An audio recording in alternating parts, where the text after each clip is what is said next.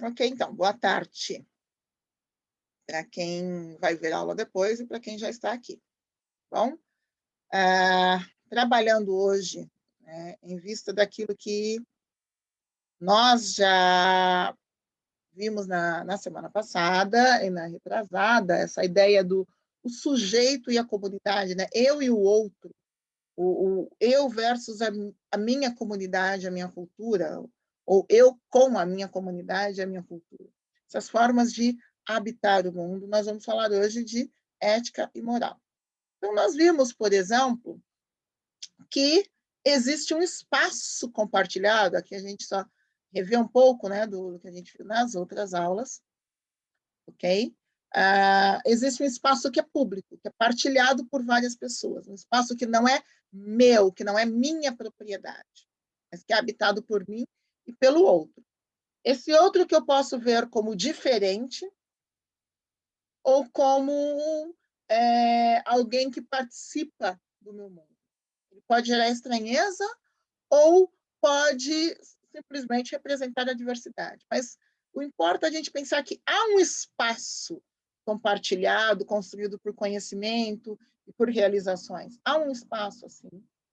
E esse espaço, essa morada em comum, traz o desafio de como conviver com esse outro que habita o meu espaço. Esse desafio ele existe desde a esfera micro, né? Aquele que divide a porta comigo, às vezes que divide um espaço tão íntimo que divide o quarto comigo, até um espaço maior, aquele que divide essa grande casa, oikos, que é o planeta, por exemplo. Tanto que daí vem ecologia e economia, oikos. Então, a norma da casa, a economia, o estudo da casa, a ecologia, no sentido de que o planeta é uma casa. O país é uma casa, o Estado é uma casa, nesse sentido de morada compartilhada, ok? Então, essa morada compartilhada traz o desafio de conviver com o outro.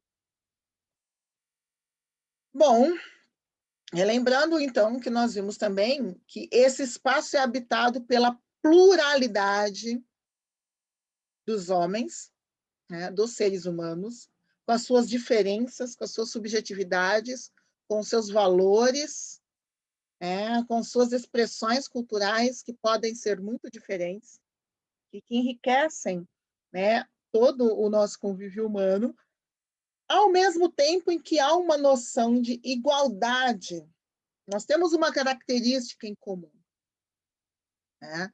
Quando falamos os homens, esse os dessa ideia de pluralidade, das diferenças individuais. Mas o termo homens, quer dizer, eu estou usando o plural de um termo só, que nos transmite essa noção de que há uma igualdade. Então, esse outro que convive comigo, ele é igual em direitos a mim. E aí vem as complicações, ok? Aqui, portanto, isto se liga à ética, porque há uma noção de ética. Heidegger tem essa noção de uma forma muito legal, de que ética é a morada do humano. Na medida em que a ética ela é aqui exatamente referente a como o humano habita o mundo. Como o ser humano habita o mundo. Onde eu habito, que marcas eu deixo no mundo pela minha habitação deste mundo que é partilhado. E quando eu marco o mundo, isso afeta o outro que convive comigo, que convive espacialmente, que divide espaço, e temporalmente ao mesmo tempo, mas também o outro que vai dividir esse espaço no futuro, ao mesmo tempo em que eu sou afetada pelas marcas deixadas pelo outro que veio antes de mim, pelos outros, né? Então, o Heidegger tem essa definição que é muito interessante da ética como morada do humano. Isso tem a ver com a etimologia da palavra. Vamos ver?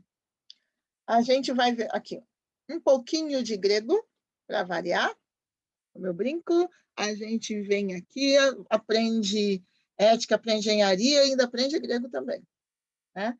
A gente tem aqui duas palavras em grego, e elas vão parecer muito similares, mas não são, tá?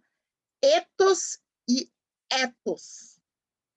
Vocês vão ver que a única coisa que muda, e aqui ela está escrita em grego, a única coisa que muda é essa letrinha no início. Essa primeira, ethos, parece um ezinho, chama-se epsilon.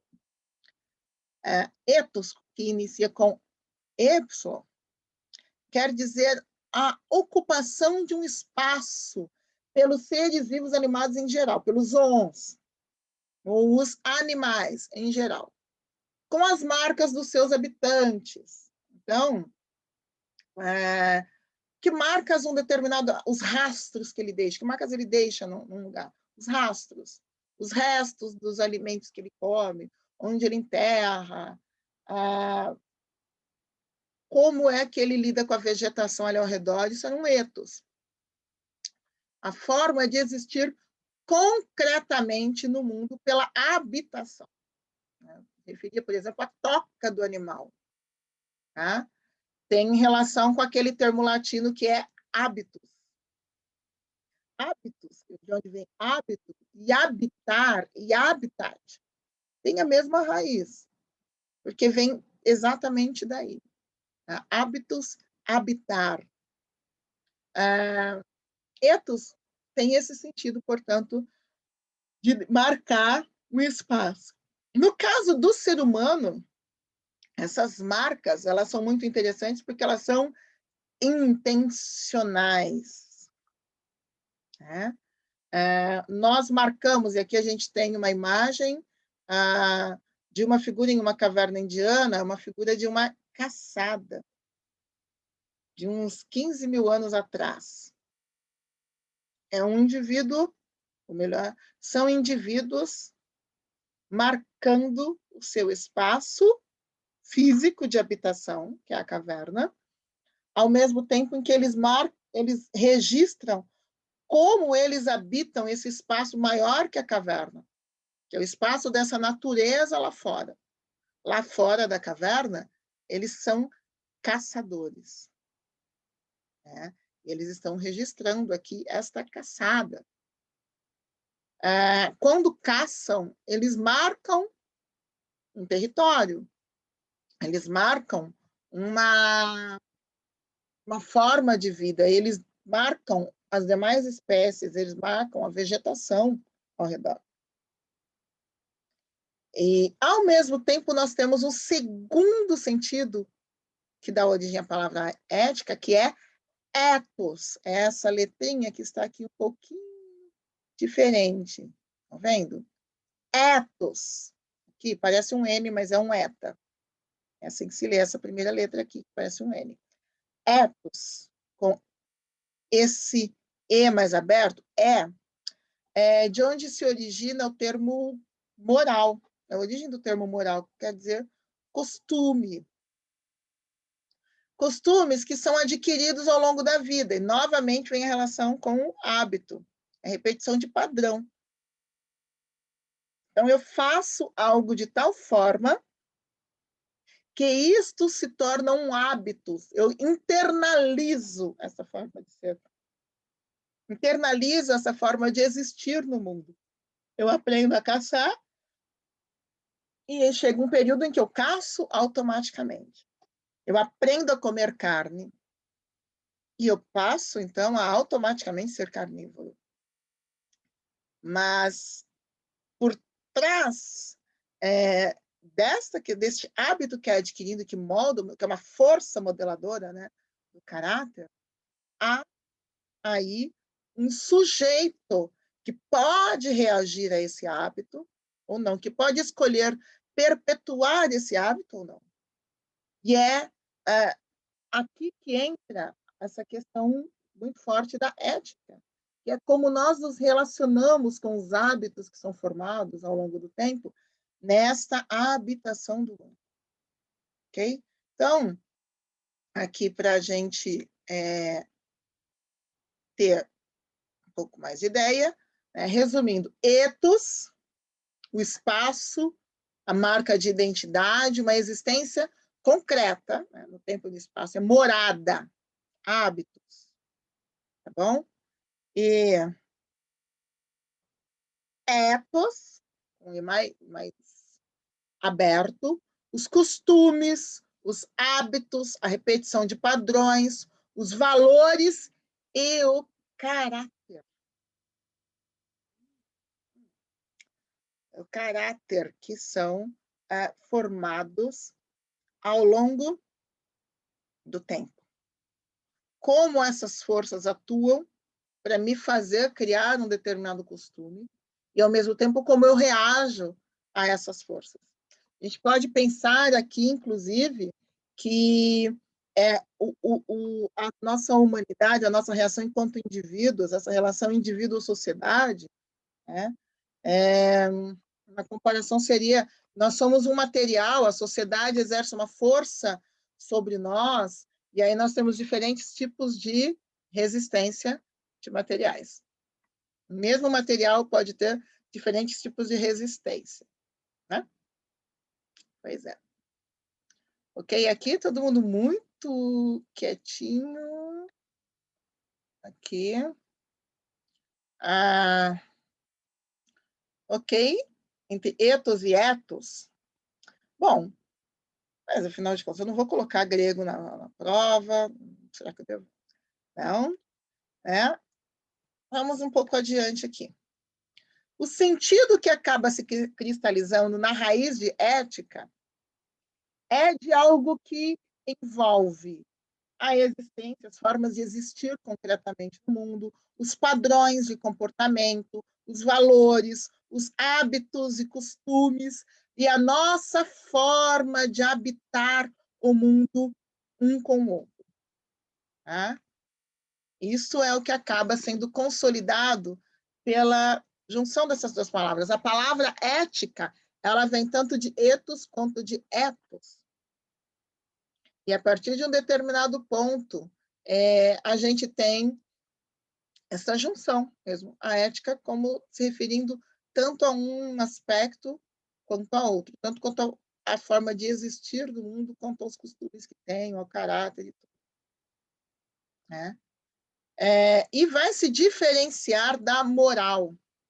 Então, o ethos vai ser ligado um pouco mais à moral e o ethos à ética, tal, mas é um sentido consolidado. O que acontece aqui? Opa, vamos ver o que temos aqui. Perguntas? Estão refletindo? Ok. A ética e a moral, que derivam dessas duas palavras, mas elas vão receber um sentido um pouco diferente na modernidade. Né? Então, ética e moral, tanto mores deriva de ethos. Mas como é essa divisão aqui? Ética aparece, portanto, como uma atividade mais teórica, que fala sobre o que deve ser. E a moral como algo mais histórico, que descreve o que acontece, que registra o que acontece. Então, a ética seria mais abstrata e formal, enquanto a moral é aquela praticada por grupos, vai desde o costume de usar roupa ou não usar roupa, como lidamos com o outro, constituição das famílias, como é o agrupamento, como são as nossas casas, como são nossa legislação, tudo isso, aquilo que é prático, é do campo da moral. A ética analisa as escolhas que os agentes fazem. E a moral guia as escolhas através de normas. Então, se por um lado, pegando ainda o exemplo do comer carne ou não, tá? Um determinado grupo cultural será carnívoro ou vegetariano. A cultura de um lugar pode ser carnívoro ou vegetariano. Então, a força que atua sobre o indivíduo vai ser aquela. Pegando, por exemplo, uma comunidade vegetariana, a força que atua sobre o indivíduo, a sua prática específica é de não comer carne, é vegetariana. A ética vai captar quais são os fundamentos. Por que não comer carne?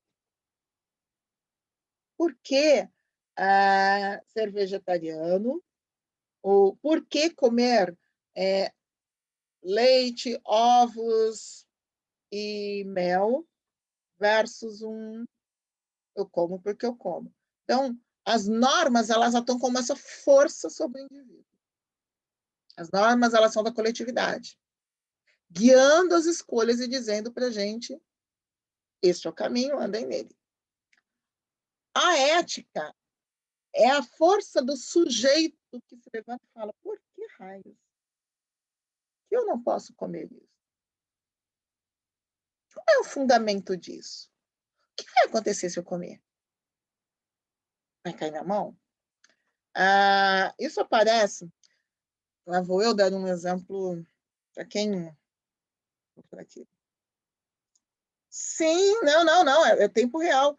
De uma forma muito engraçada e às vezes até um pouco bruta. E aí eu vou dar uma tarefinha de casa para vocês. O filme Borat fala um pouquinho sobre isso. Borat, os dois. Tem o novo Borat, que está na Amazon Prime. No último, tá aí, ó, já assistiu? Então, tem algumas cenas que se referem muito a essa questão da moralidade, da fictícia moralidade do Cazaquistão. Gente, lembrando que é um filme, um filme de comédia, e não um documentário sobre o Cazaquistão, ok?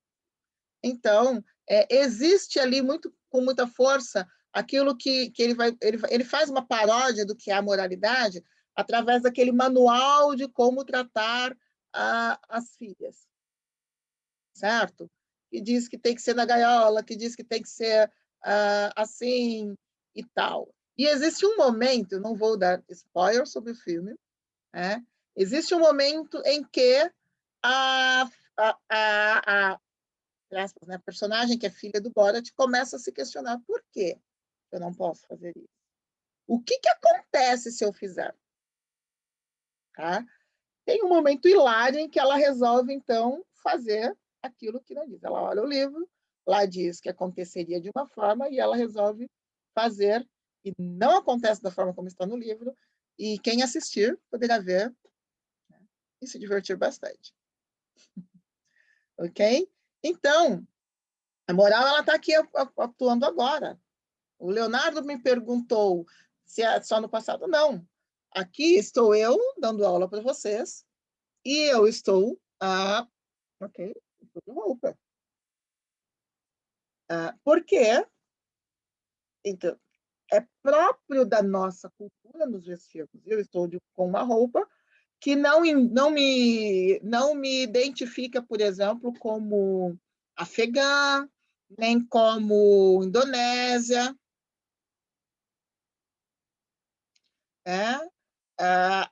Dá para identificar, por exemplo, pela forma como eu me visto, que eu faço uma escolha, e aí vem a questão.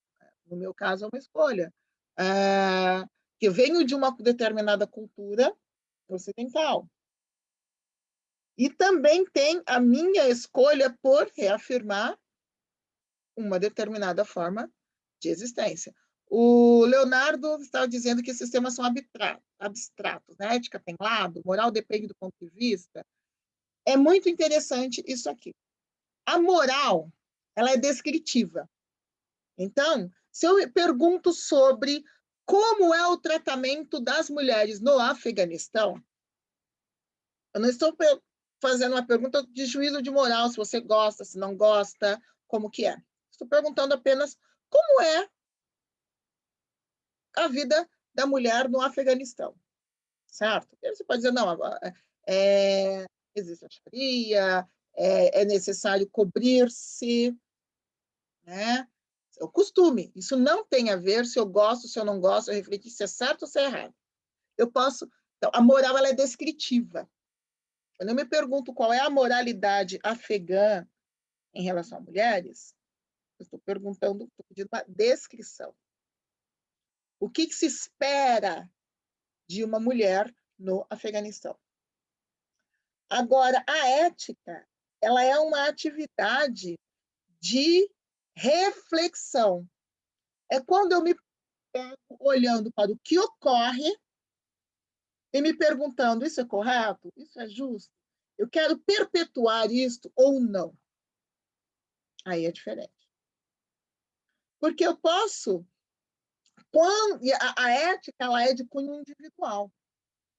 Quando eu me pergunto sobre a natureza de um determinado costume, eu posso reafirmá-lo ou negá-lo.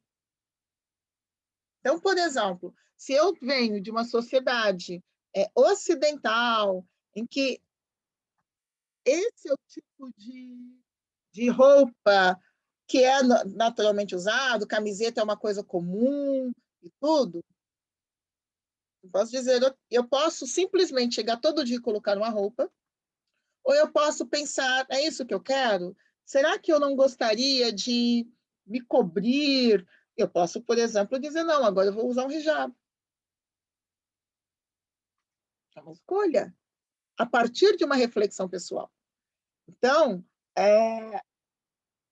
enquanto a moral ela diz respeito àquilo que está acontecendo, a ética diz respeito ao que deve acontecer do ponto de vista de pensar um pouco o que é mais do que aceitável, o que é desejável. Porque, às vezes, o desejável não é aceitável. Né? Um caso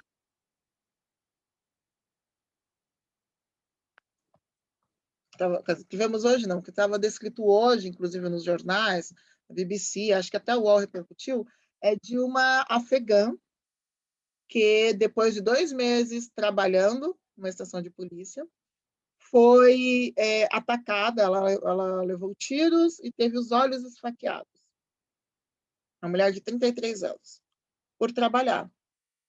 E quem deu o endereço e identificação dela para os agressores foi o pai dela, que não aceitava que ela, uma mulher casada, com 5 filhos, trabalhasse.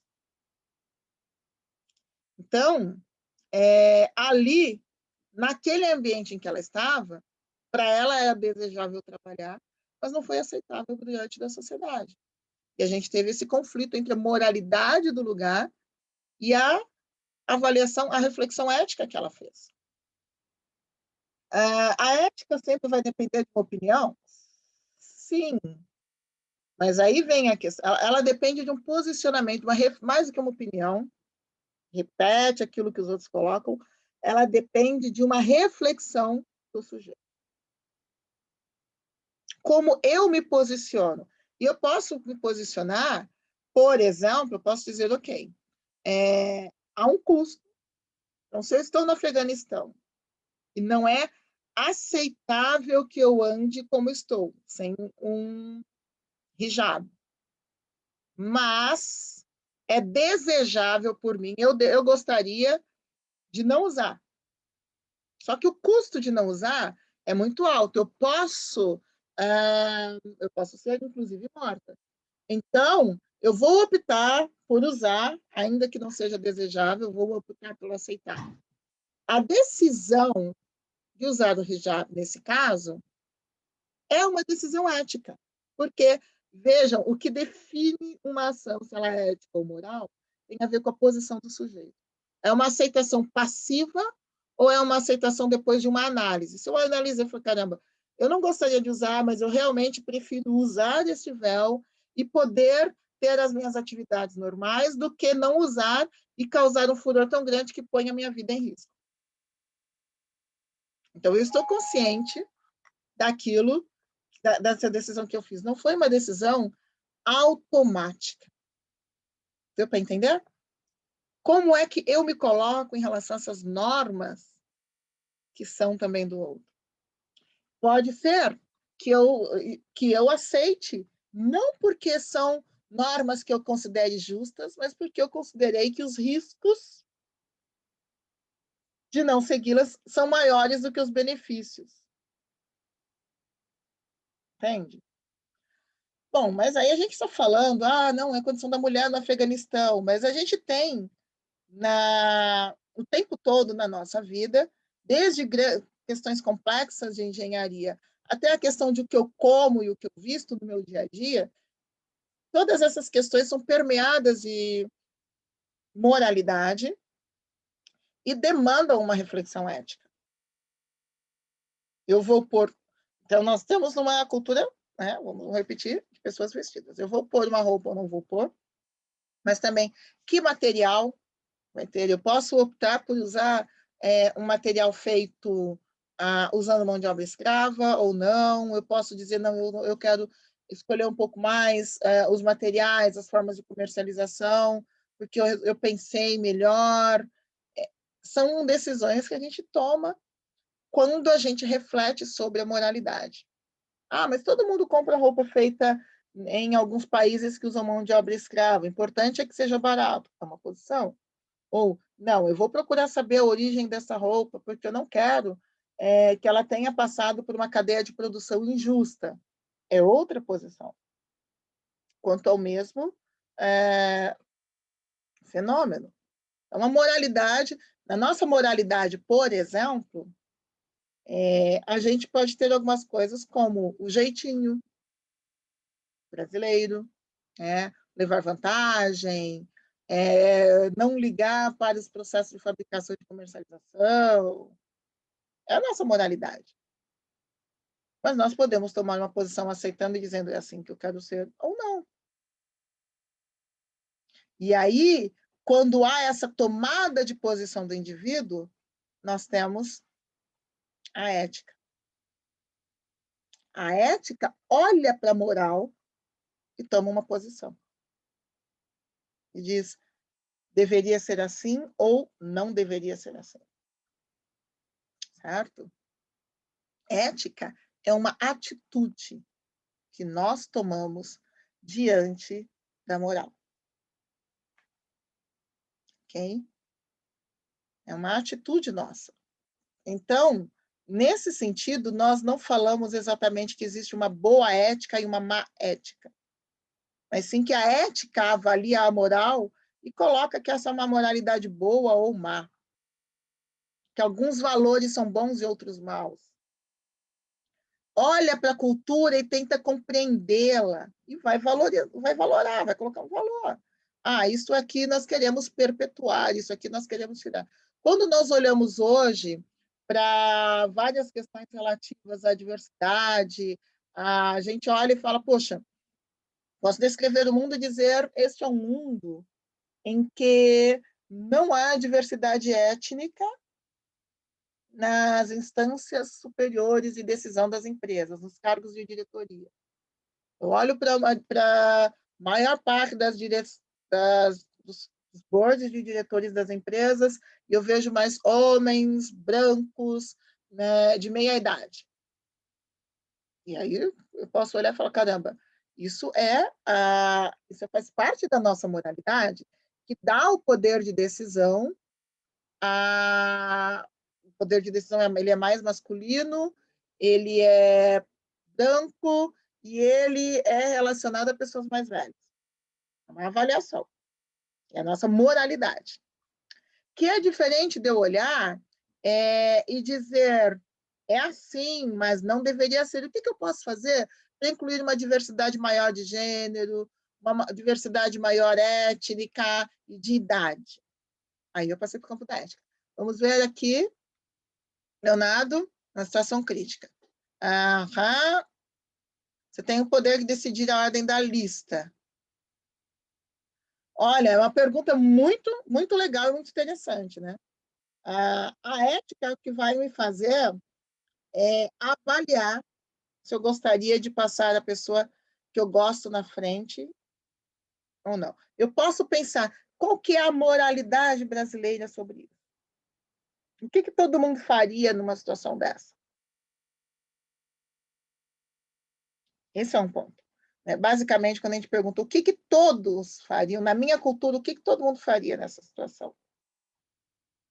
E olha, vejam bem que eu não estou perguntando da lei.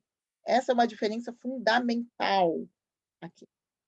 nem sempre a moralidade anda em acordo com a lei. Muitas vezes a moralidade consiste, inclusive, em burlar a lei. Então, eu posso pensar, o que todo mundo faz? E depois, o que eu vou fazer? E então, a questão é substituir a palavra ético por correto. Quando eu me pergunto sobre o que fazer, quando eu não ajo sem pensar e faço o que todos fazem, quando eu me pergunto o que é correto nesse caso, eu tenho uma reflexão ética. Por isso que eu estou dizendo que ético não é igual a bom ou mal. Ética é a reflexão em si, o ato de refletir. Tá?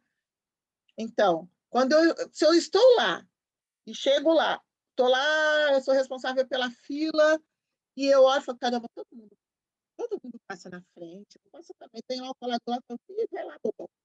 Todo mundo aqui faz isso. Põe lá o teu parente aí na frente. Eu nem pensei, põe. Essa é uma atitude conforme a, digamos, moralidade daquele lugar. Certo?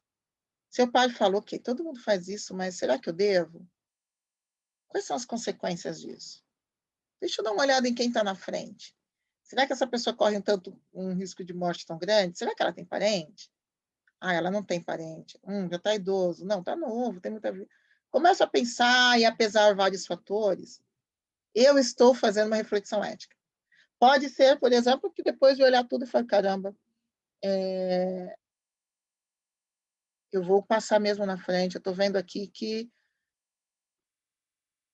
o que vai pesar mesmo para essa decisão é o relacionamento que eu tenho com essa pessoa. Eu conheço essa pessoa. E eu sei que ela vai fazer um excelente uso desse órgão. Tem uma importância fenomenal. Pronto. A decisão foi tomada a partir de uma reflexão minha, que é uma reflexão ética. Ok? É o mesmo resultado da outra, do todo mundo faz, eu vou fazer e não vou pensar. Então, o mesmo resultado pode vir simplesmente por uma acomodação à moralidade, que é essa força de conformação do sujeito, ou pode vir do indivíduo que analisou e refletiu e resolveu que vai tomar aquela decisão. É o mesmo resultado, mas o processo é diferente. Eu fiz porque todo mundo faz, ou eu fiz porque eu refleti sobre o assunto?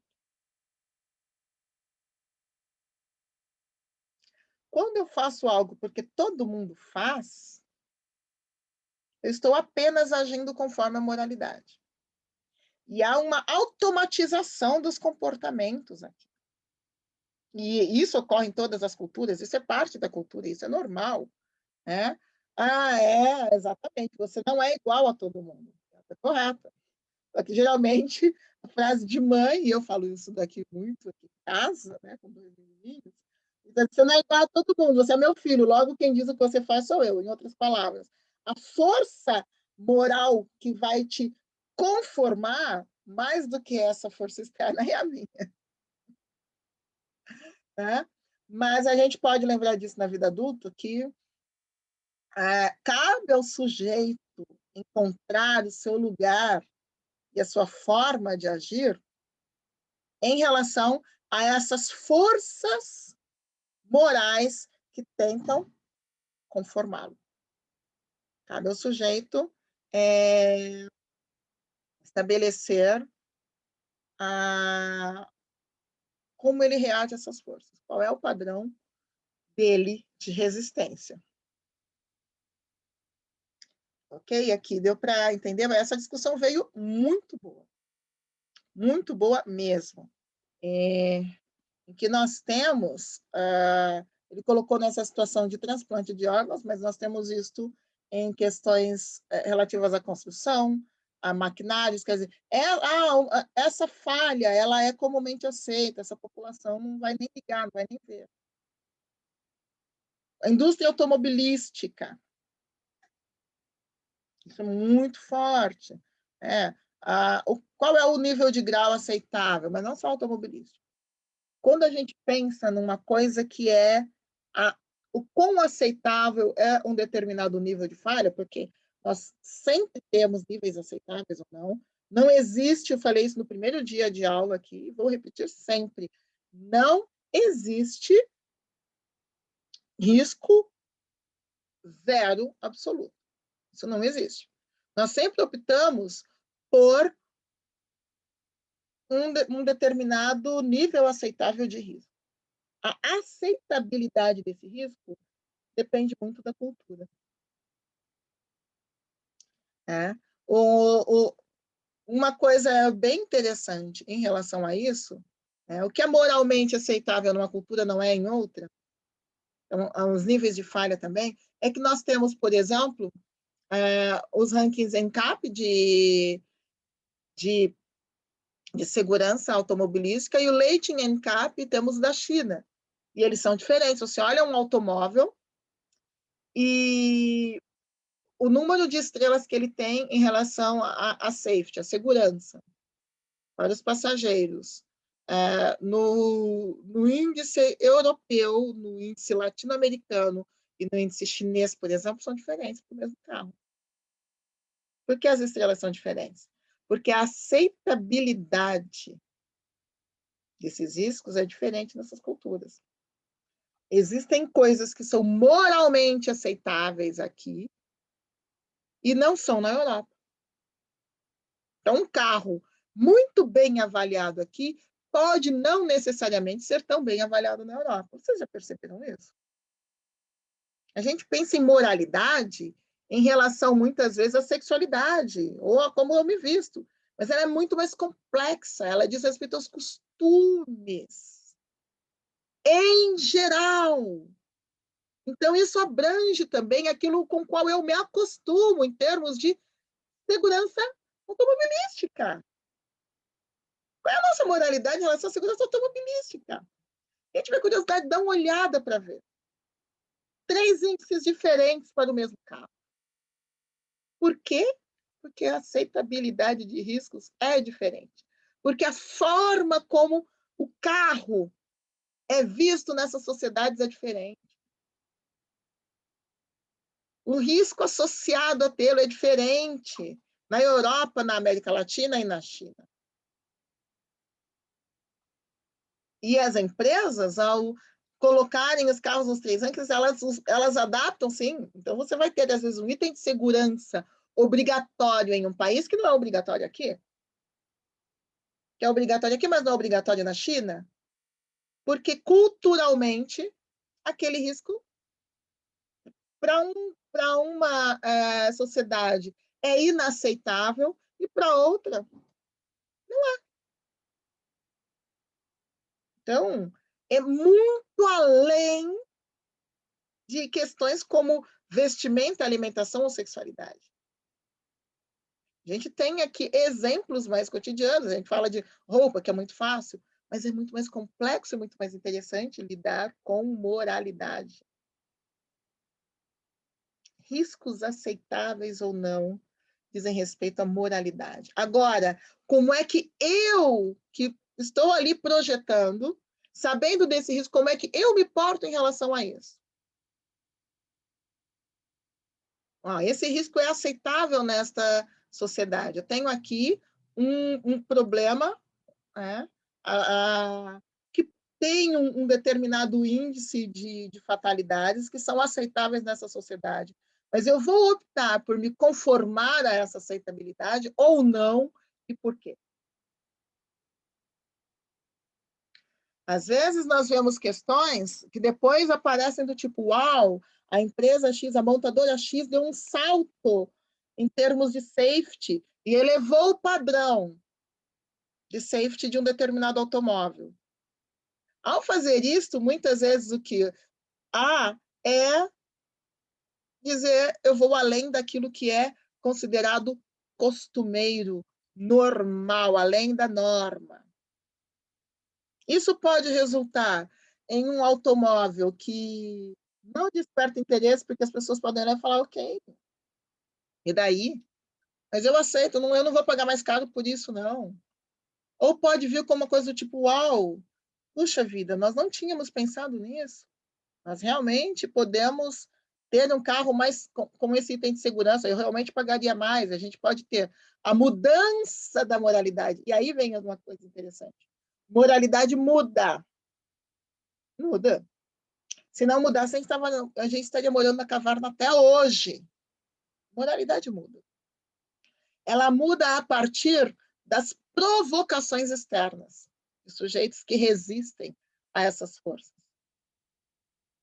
E isso mostra também por que a gente não está andando e a gente hoje já não aceita as, entre aspas, carroças que rodavam aqui nos anos 80.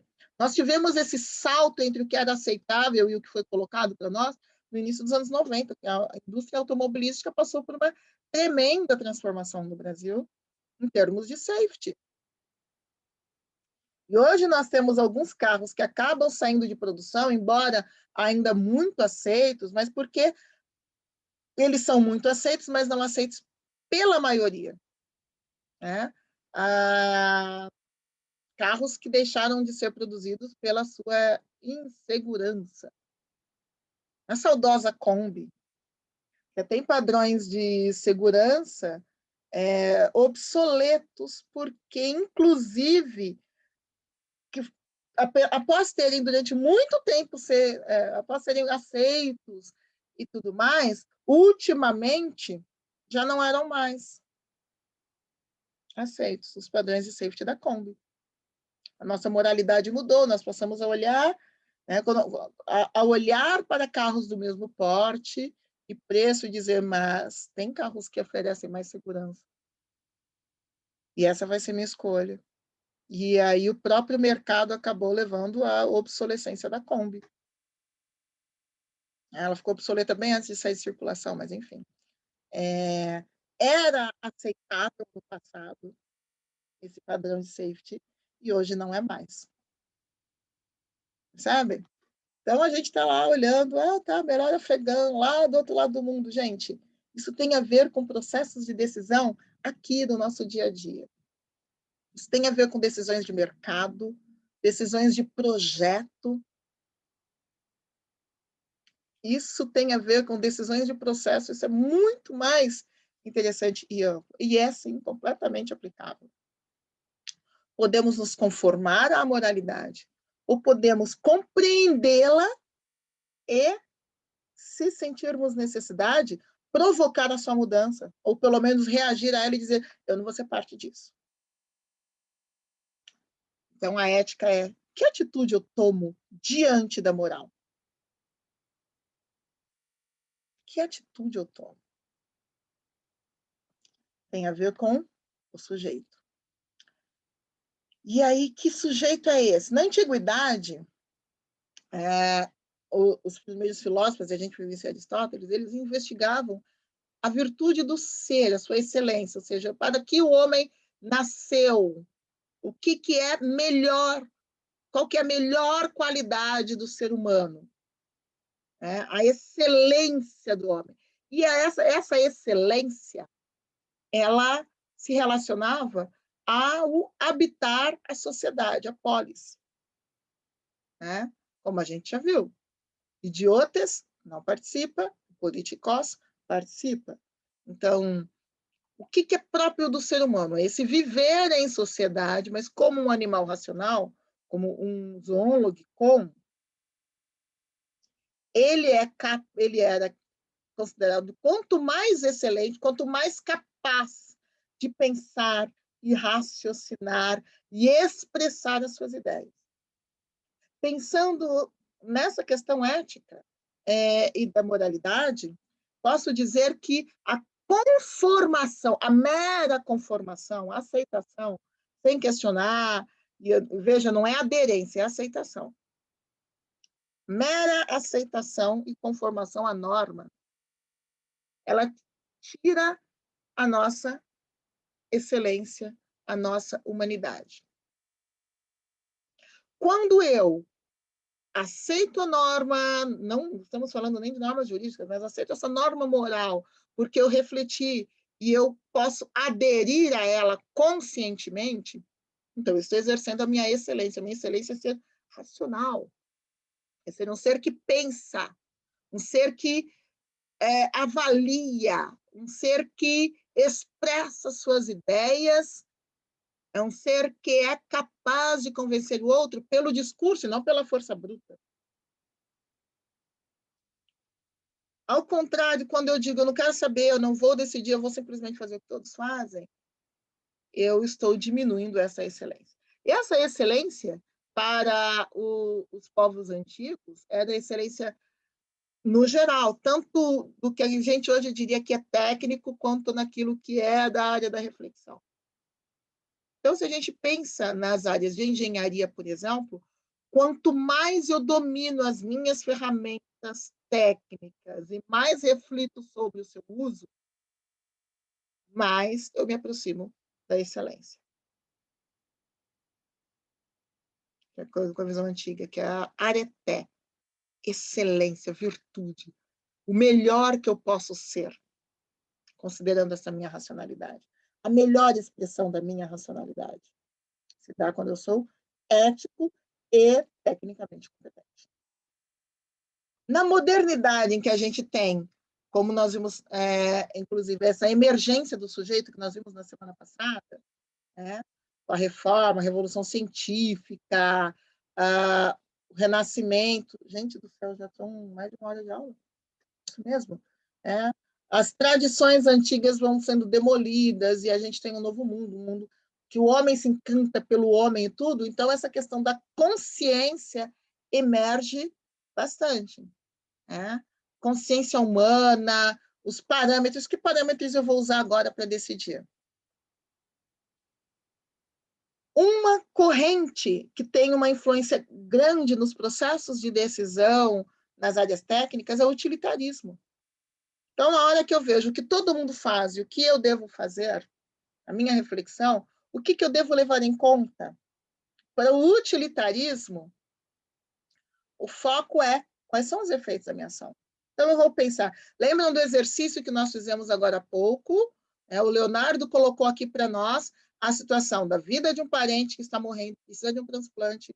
Eu cuido da fila de transplante, eu decido a ordem da fila. Resposta utilitarista. Tem que fazer uma avaliação dos efeitos da minha ação. Se eu colocar na frente, se eu não colocar, quem eu vou tirar da fila, se eu colocar o meu parente na frente. Vou pensar nos efeitos, tá bom? Calculando quais são os bons efeitos e os maus efeitos. O que vai acontecer de ruim, o que vai acontecer de bom. O que eu tenho aqui? Qual é o objetivo? É a melhor ação possível para o maior número possível de sujeitos. E eu chamo a atenção para essa palavrinha que é possível. O utilitarismo assume que não é possível fazer o bem a todos o tempo todo, em todo lugar. O utilitarismo assume isso. Então, eu vou calcular qual é o maior benefício possível para o maior número de pessoas possível. E com base nisso, eu vou analisar. Então, eu vou pegar, se eu fizer isso, se eu colocar o meu parente à frente, isso daqui, obviamente, significa que eu estou tirando X pessoas. Vou analisar o efeito de tirar essas pessoas da fila e de deixá-las mais para trás. Quem elas são? O que elas fazem na sociedade? Quais são os riscos de morte? Qual a probabilidade dessas pessoas resistirem, né? Ficarem bem, resistirem até uma próxima chamada? Quais os efeitos da morte dessas pessoas? Para a sociedade, para suas famílias. Quais são os efeitos? Então, eu vou ter que me perguntar quem são. Aqui tem professor, aqui tem médico, aqui tem um indigente, e aqui tem um presidiário. Então, eu vou pensar. Eu vou valorar a própria vida delas e a do meu parente também. Depois de calcular, não é fácil, a gente está falando rapidamente de fazer isso, mas isso é extremamente complexo. Quais são os efeitos de manter a fila ou de burlar a fila? Aí é que eu vou tomar uma decisão buscando beneficiar o maior número de pessoas possível. Aqui. Pode ser que essa ação signifique que eu consigo atender o meu parente sem prejudicar tremendamente os demais. Eu posso depois olhar e falar, poxa vida, mas peraí, aqui nessa fila de transplante tem um presidiário com 18 mortes nas costas. Meu parente é uma mãe de família, uma professora. Não, com certeza eu quero, não, ninguém vai sentir falta desse fulano, tal. Ou eu posso olhar e falar, meu Deus do céu, essa pessoa que está na fila do transplante aqui, ela pode... ela é uma pesquisadora fundamental para os testes de vacina. E agora? Ah, não, eu acho que é melhor... Entende? A ética está aqui, o pensamento ético está em refletir sobre isso. Uma forma de refletir é essa, é do utilitarismo. Tá? Pensar qual é a melhor ação possível para o melhor número de pessoas possível. Estou assumindo que não dá para fazer algo que seja ótimo para todos. Tá? Sistemas de saúde público funcionam assim. Por exemplo, né? Essa é a ordem. Não exatamente em valorar quem é mais importante ou menos, mas é um cálculo de risco-benefício que é feito.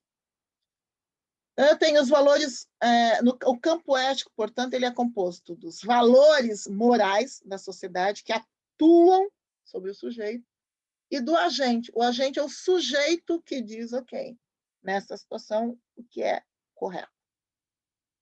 Todos esperam que eu haja de uma forma, são os valores morais, as forças de conformação. Eu reflito e analiso e eu vou agir de uma forma diferente. Tá? E aí eu vou, por exemplo, fazer esse cálculo de riscos, de benefícios, que é típica do utilitarismo. No utilitarismo, nós temos Hume, Bentham e Stuart Mill como alguns dos principais nomes. Tá? O que o utilitarismo busca é uma abordagem realista de dilemas morais. Olhar acima do que todo mundo faz, mas pensar o que deve ser feito a partir desses cálculos, e literalmente é cálculo, gente. As soluções não são universais no utilitarismo, são soluções possíveis para um determinado grupo de pessoas em um determinado local. Buscam maximizar o benefício. Bom? E aqui está mínimo, mas é máximo de dados, tá? Eu vou corrigir isso aqui. Ele possibilita usar variáveis objetivas para calcular. Tempo de vida esperado, efeito, e etc. Quais são os fundamentos? Utilidade e simpatia. Simpatia aqui não é o quanto todo mundo gosta, mas sim a aprovação dos sujeitos envolvidos. O que é mais aprovável e o que é mais reprovável. E utilidade é o que funciona melhor ou não. Bom, nós temos dois tipos de utilitarismo. De ato. Eu analiso ação por ação. É um casuística. Cada caso é um caso. A gente usa bastante essa expressão. Cada caso é um caso. Vem daí. De olhar que cada ação deve ser julgada por si, de acordo com os seus riscos e os seus benefícios. De que não posso generalizar, não há uma regra. E o utilitarismo de regra recomenda o seguinte: eu analiso o maior número de casos possíveis e, tendo comprovado a utilidade de uma determinada consequência, eu coloco como norma. É aqui, por exemplo, que nós temos muitas das normas. A gente não falou agora há pouco da indústria automobilística? Então, analisando a sociedade local, analisando os dados de safety de um determinado veículo, eu posso decidir, nós podemos decidir que a regra aceitável para este lugar é X, considerando que, olha, há uma baixa incidência, essa incidência é aceitável nessa cultura. Então, os códigos de ética, muitas vezes, eles utilizam esse utilitarismo de regra. Ok? Bom, antes de passar para a atividade, a nossa atividade vai ser trabalhar um pouquinho essa observação do Rawls ao conceito de simpatia do utilitarismo, e essa atividade ela deverá ser feita com a leitura da apostila, ok? Vamos pensando em termos de gravação, a gente encerra agora.